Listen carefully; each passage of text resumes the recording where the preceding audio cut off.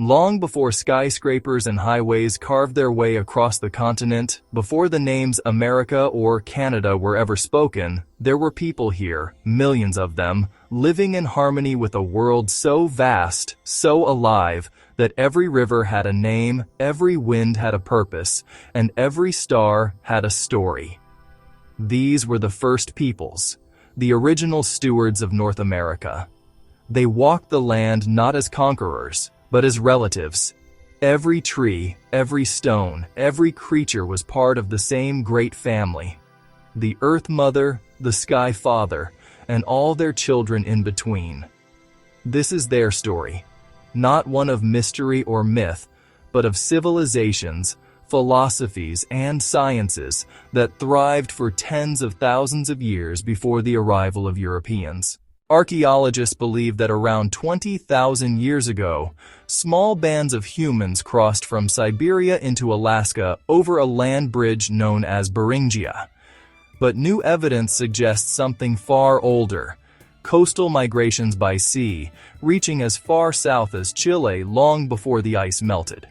Over millennia, they spread across the continent, from the Arctic tundra to the tropical swamps of Florida, adapting to every environment imaginable. They learned the language of the forests, the rhythm of the rivers, the patience of the deserts.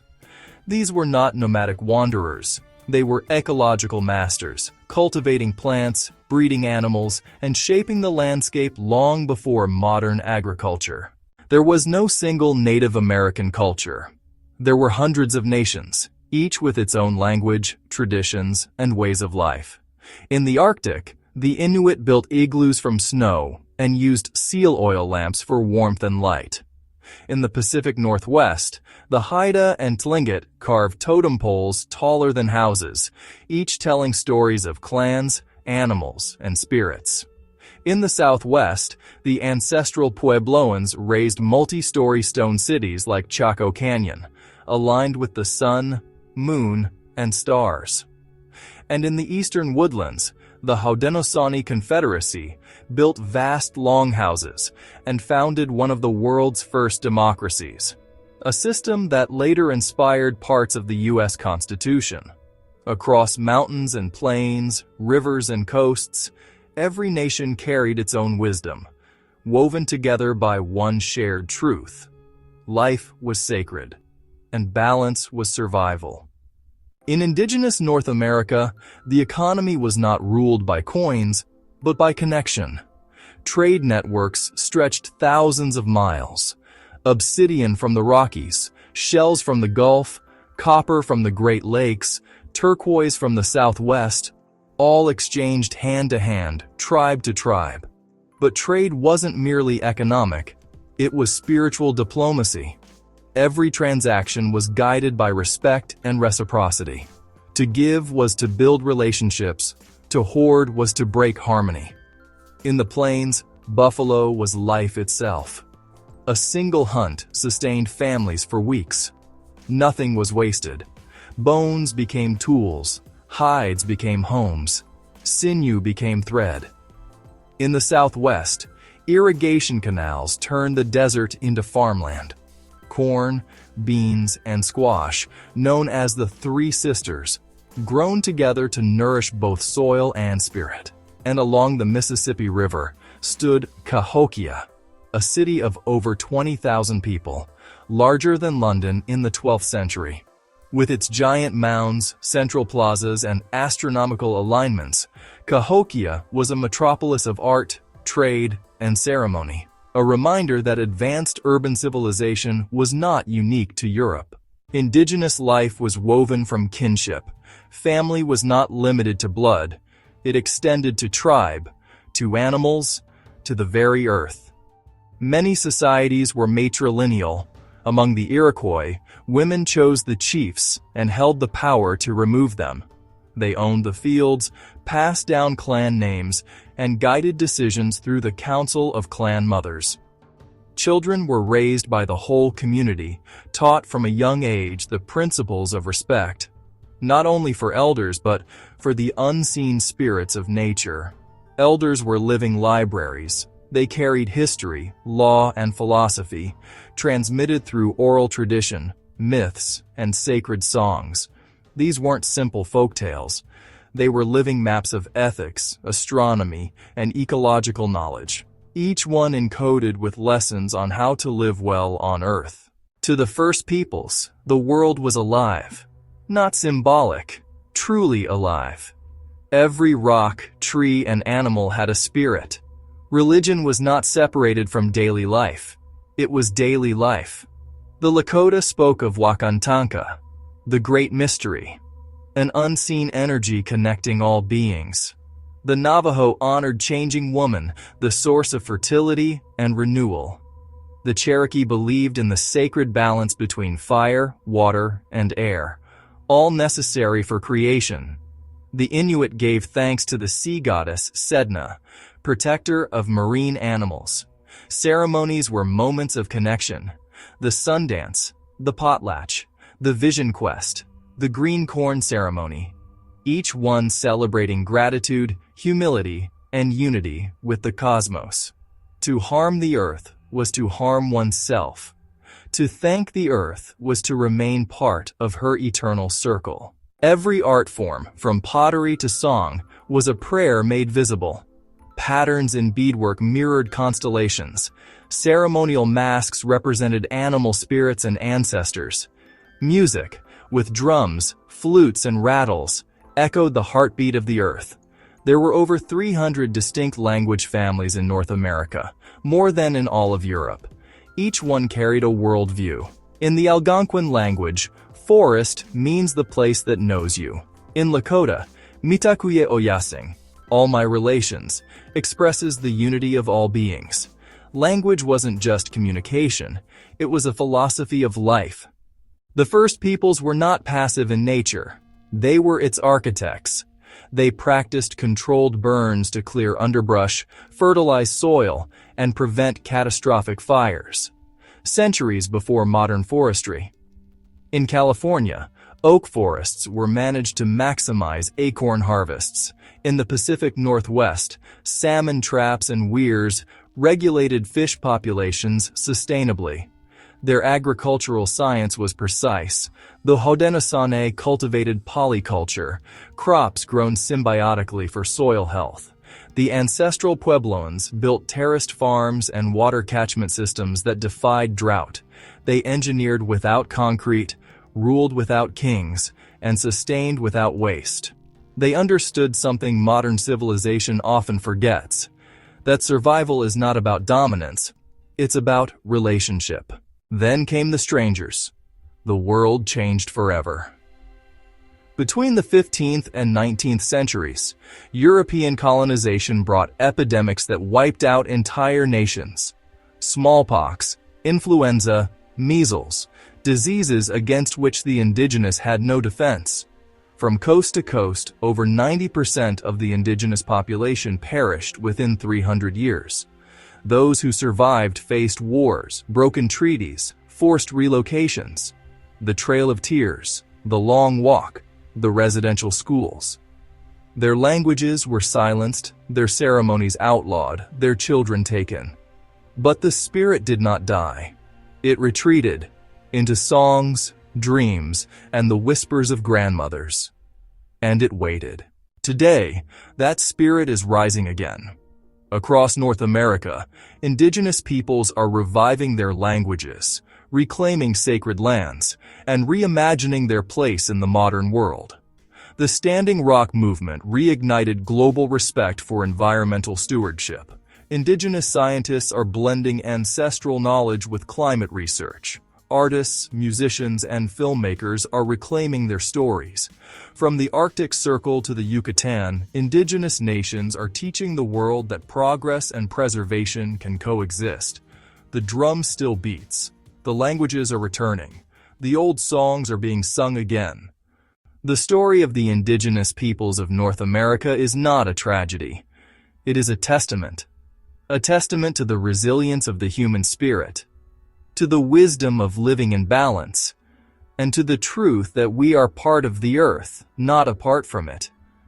Their teachings are not relics, they are blueprints for our survival. In a world facing climate collapse and social division, their message rings louder than ever. Honor the land. Respect the balance. Listen to the old songs. Because the future of humanity may depend on remembering the oldest wisdom of all. That the earth is not a resource. She is our mother. They are still here.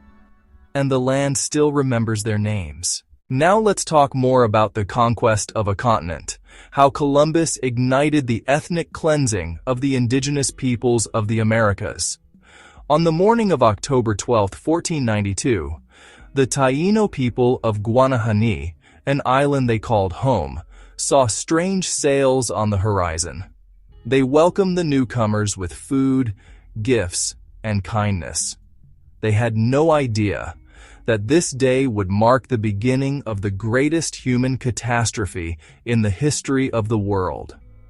Within a single century, 90% of the indigenous peoples of the Americas would vanish, not by natural fate, but through deliberate conquest, enslavement, and policies of extermination.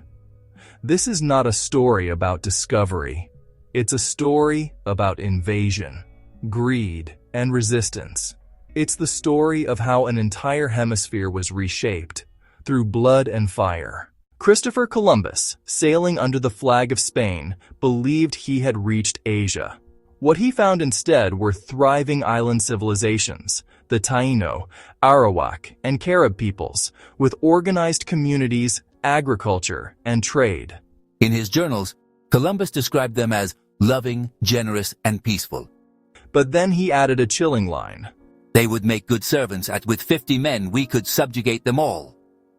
That was the seed of what came next. Within months, Columbus turned the Caribbean into a labor camp. Every Taino over the age of 14 was ordered to collect a quota of gold dust every 3 months. Those who failed had their hands cut off and were left to bleed to death. Women were raped. Children were taken as slaves. Villages were burned. To resist was to be hanged, burned alive, or hunted by dogs. Within 2 decades, the Taino population of Hispaniola, once around 1 million, fell to fewer than 10,000. Even one of Columbus's own men, Bartolomé de las Casas, wrote, "Such inhumanities and barbarisms were committed in my sight as no age can parallel." The Spanish crown soon formalized the terror. The encomienda system granted settlers the right to use indigenous labor, supposedly in exchange for Christian teaching. In reality, it was slavery under another name. Entire communities were forced to mine silver in Potosi and Zacatecas, or to harvest sugar on plantations in the Caribbean. Those who collapsed under exhaustion were replaced with captives from other tribes, or later with enslaved Africans. This was not spontaneous cruelty. It was an economic system built on extermination. The invaders brought invisible weapons, smallpox, measles, influenza, and plague. Diseases unknown to the Americas tore through indigenous populations, but while some deaths were unintentional, others were weaponized. Spanish and later British records describe deliberate infection, giving smallpox-laden blankets, contaminating food stores, destroying crops to weaken survivors. Whole nations vanished in months. In Mexico alone, the population collapsed from 25 million to fewer than 2 million by 1600.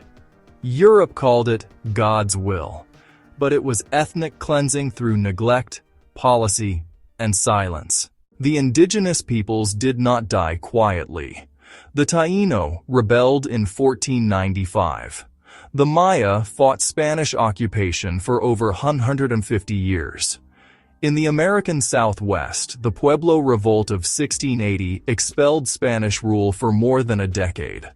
The Mapuche of Chile resisted the conquistadors for 300 years. Yet every uprising was met with brutal retaliation, scorched earth, mass executions, forced conversions. The colonizers wrote of it proudly, calling it pacification. But to the indigenous nations, it was the beginning of an unending war. a war for existence itself. How could Europe justify such horror? They invented a law for it. In 1493, Pope Alexander VI issued the Doctrine of Discovery, declaring that Christian nations had the divine right to claim any non-Christian lands and to enslave or kill those who resisted. Missionaries arrived not to protect the natives, but to erase them. Temples were burned, sacred objects destroyed. Children were baptized moments before death to save their souls. Faith was twisted into conquest, and conquest became the tool of empire. By the 1600s, Spanish cruelty was joined by the ambitions of Britain, France, and the Netherlands. Each sought land, labor, and resources. Each used different tactics: alliances, manipulation, and, when convenient, annihilation. In Virginia and New England, English settlers seized indigenous farmland and declared wars of extermination. The Pequot Massacre, 1637, left hundreds burned alive inside their village. A sweet sacrifice to God. By the 19th century, conquest had turned to policy.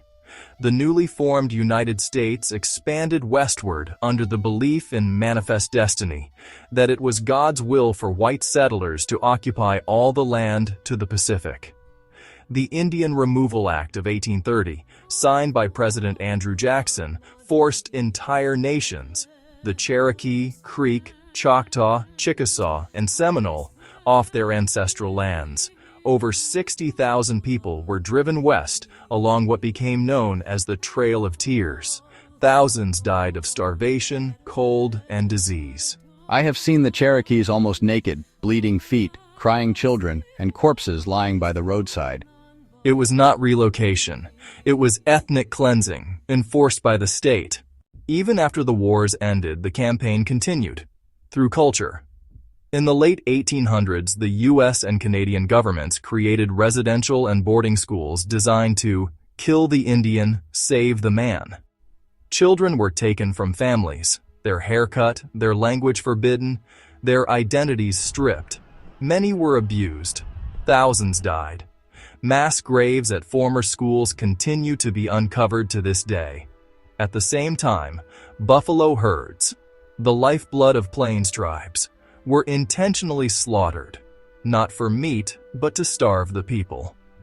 An American general said openly, "Kill every buffalo you can. It is the only way to bring lasting peace." This was not accidental. It was a campaign of elimination, physical, cultural, spiritual. Yet the story does not end in silence.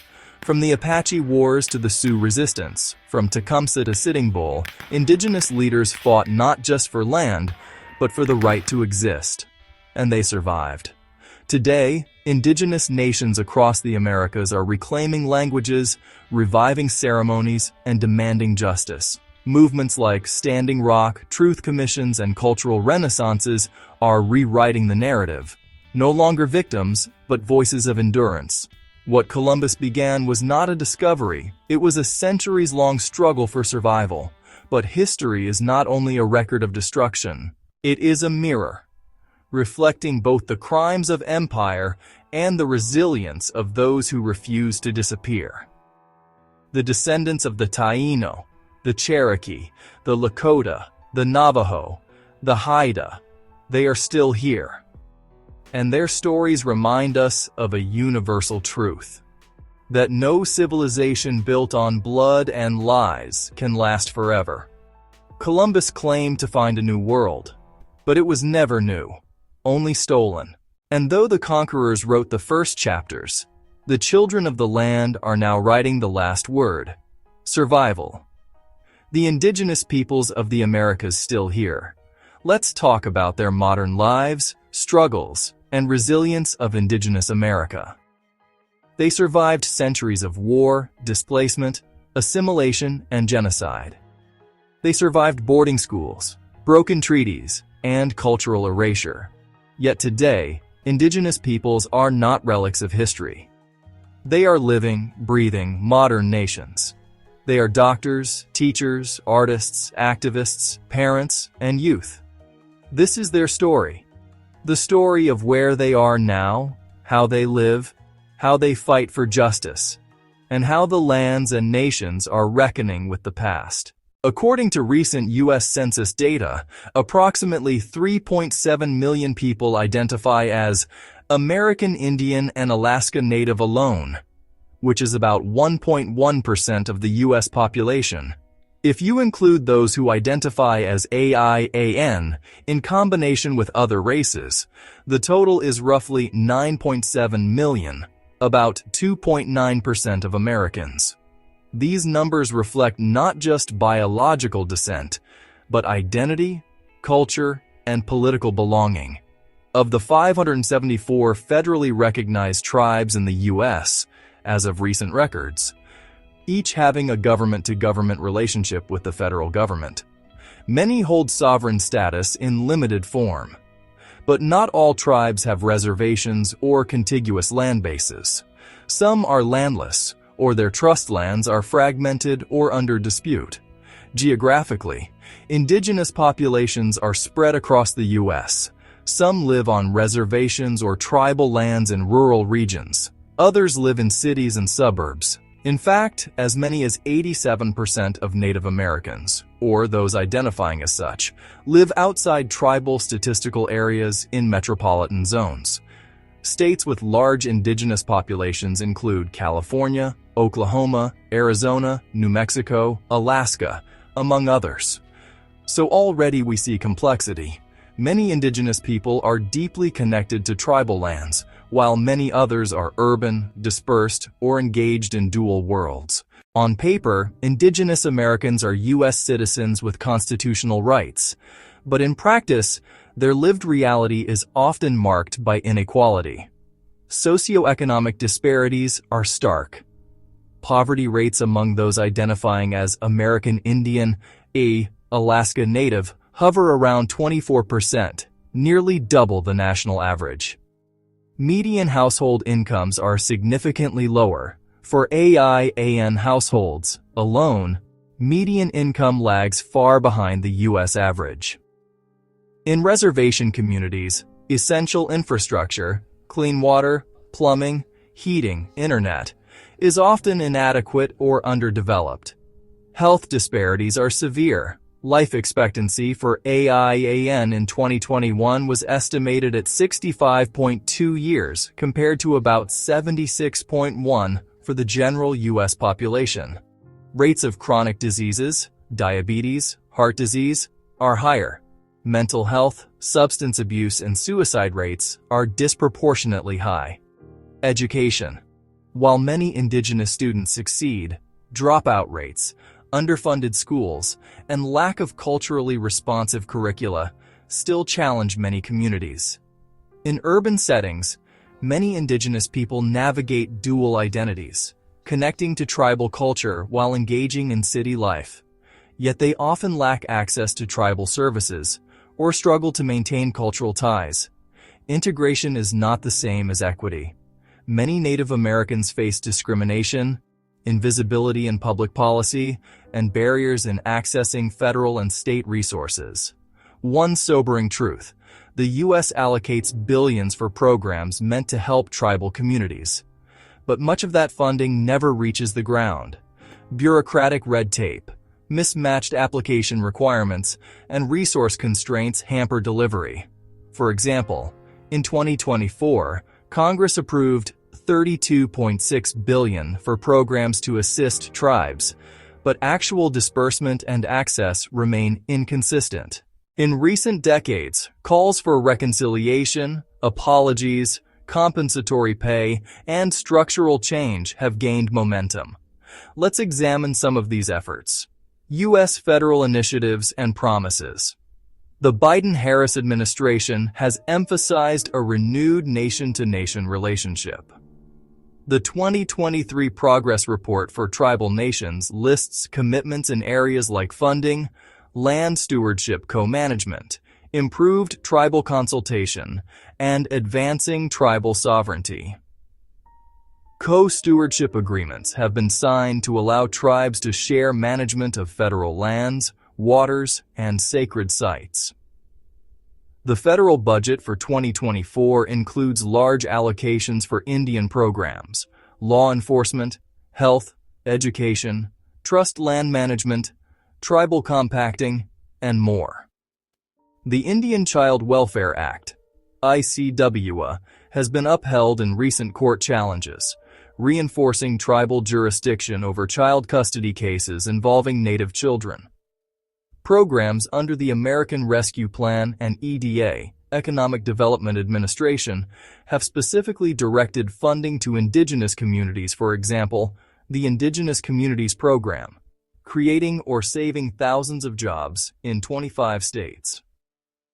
The U.S. has also embarked on a federal Indian boarding school initiative to research and document historic abuses. The 2024 budget includes funding for these efforts. Efforts to ease tribal access to infrastructure funding, broadband, water, and trust land processing have been prioritized. Canada's apologies and compensation. For comparison, broader context. Canada has formally apologized for its Indian residential school system. The Canadian government created the Aboriginal Healing Foundation and invested millions for community-led healing projects, though funding was later cut. The Indian Residential Schools Resolution Canada and related compensation programs were established to handle claims and reconciliation, including monetary compensation to survivors and programs for their communities. Land restorations, legal victory, and self-determination. Over the years, the land buyback program for tribal nations has returned millions of acres to tribal control. In 2023 alone, nearly 3 million acres were restored across multiple states. Tribes have won key legal victories that reassert their rights.